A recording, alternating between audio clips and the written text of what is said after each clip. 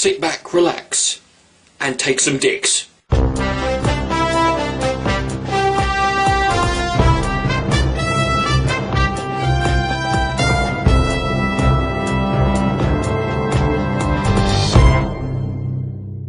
Yes, it's time for the Dix O news. This is the only news show on the internet where the person presenting it is quite willing to admit, yes, I am not wearing any pants. The award for most ironic story of the century goes to something that happened in Chicago a couple of weeks ago when a load of Nazis gathered together in a hotel to celebrate Hitler's birthday. The Chicago Tribune reported that a group of about 60 people gathered in Clem's restaurant and banquet hotel room in Lyons on a Saturday night to celebrate what they called the 122nd anniversary of Hitler's birth and April the 12th, 1861 start of the Civil War. The room was reportedly decorated with swastika banners and had two cakes that read Happy Birthday Adolf and The South Was Right, White Men Fight. The South will rise again.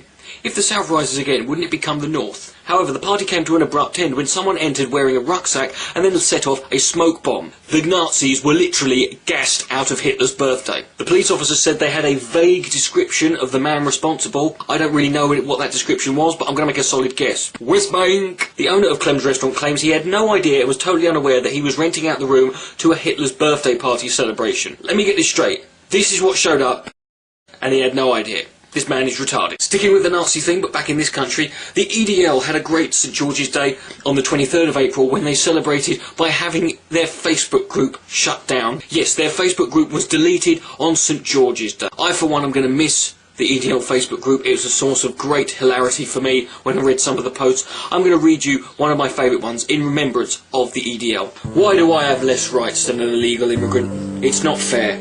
All of these bastards come over, all they do is scrounge and claim benefits, beat their wives. We should chop their hands off, castrate them, and stick their bollocks on a stick outside the houses of those victims as a sign that we will not tolerate this kind of sickening behaviour in our country. I, for one, am frightened of Sharia law, and anyone who stands up and says that it should be implemented in this country should be burned alive, have their families shipped out, set out into a cage, and then killed, ritualistically, as we celebrate and dance around. I personally will not tolerate any barbaric behaviour like that of the Islamic Sharia law.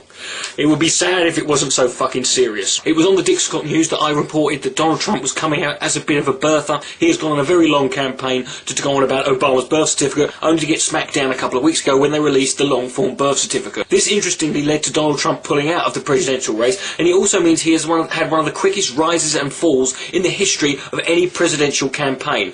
Last month it was found that he had a Republican field lead of 26%, but in the space of just 4 weeks he dropped all the way down to 8th, putting him in tie for 5th, just with Ron Paul. Now, to show you how quickly this decline happened, I want you to imagine that Donald Trump is the Wicked Witch in this 1970s Wizard of Oz toy. Person friend, look what you've done! I'm filthy! Filthy! Oh, what a world! What a world! Who would have thought a good little girl like you could destroy my beautiful wickedness? Obviously, while I was gone a couple of weeks ago, Osama bin Laden was killed. At least that's what the official story is. And since then, there's been several controversial stories, which I'm going to cover now for you. Apparently, the United States is not being allowed by Pakistan to speak to Osama bin Laden's wives. However, there are other stories coming out that his wives have fled the country and are now seeking refuge elsewhere. I received a videotape this week that claims to be Osama bin Laden's wives hiding out somewhere in Cuba, trying to grieve and get over the loss of their husband.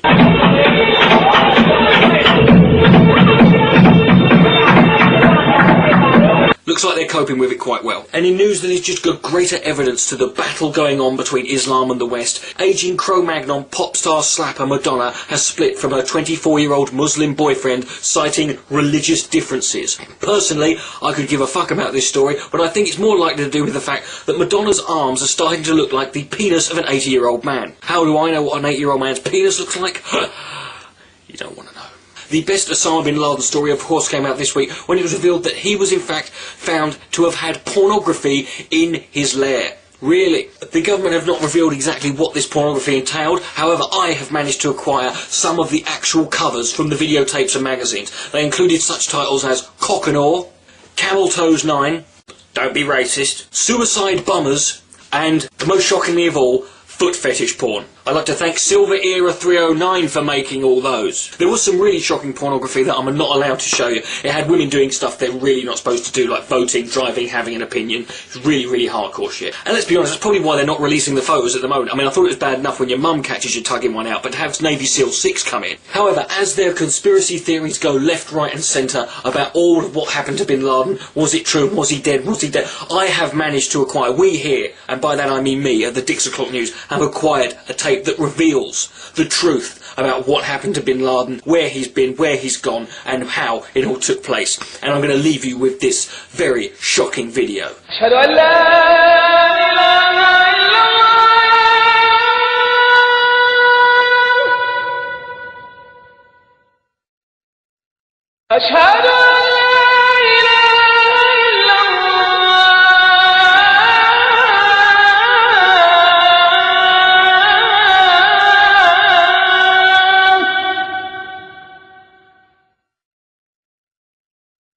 أشهد أن محمدًا رسول الله.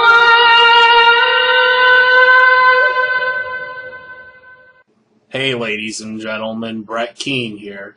You may have heard recently that Bin Laden has been captured and killed by the United States of America. Supposedly, SEAL Team 6, also known as DevGra, found Bin Laden in a town that I can't pronounce in Pakistan. You guys also may have been wondering why I haven't been making as many videos as late, or I haven't been beating my wife as much as I usually do. The person uploading videos to my account is actually someone I hired to impersonate me while I went deep undercover within the ranks of Al-Qaeda. I single-handedly managed to track down Bin Laden to his hideaway in that place I just mentioned, in that other country that he was in.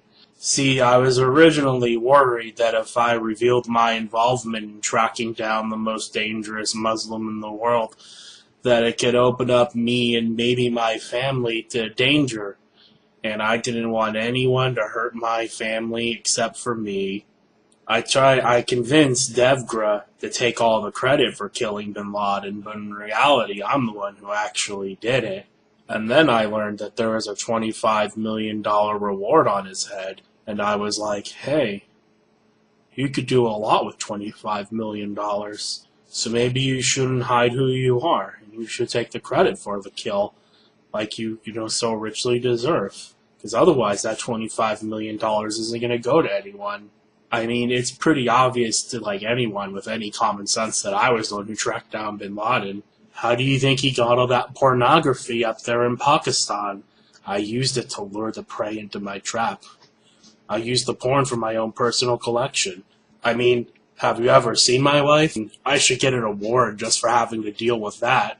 But, apparently the government doesn't have a $25 million reward for banking Don Keane. Only for killing Bin Laden, which I did.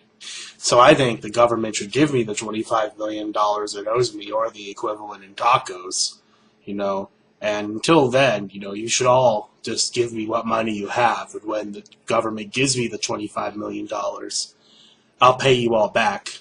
Okay, everyone, this has been Brett Keane, and remember, I killed Bin Laden. Give me money. Bye. That's it from the Dix O News. It's good to be back. I'm Richard the Dick Coughlin. Good night, and go fuck yourself.